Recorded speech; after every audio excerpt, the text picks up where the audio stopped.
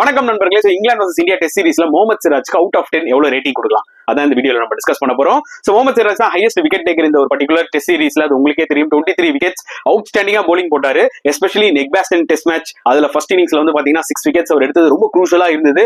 But Oval test match completely belongs to Mohammed சிராஜ்ங்க. First இன்னிங்ஸ்ல 4 wickets எடுத்தாரு. செகண்ட் இன்னிங்ஸ்ல இன்னுமே அவுட்ஸ்டாண்டிங்கா போட்டு 5 விக்கெட்ஸ் எடுத்தாரு. லிட்டரலி இந்த Oval test match India win பண்ண முக்கியமான காரணம் முகமது சிராஜோட போலிங்னால தான். அதுல வந்து பாத்தீங்கன்னா நம்ம இணையே பண்ண முடியாது.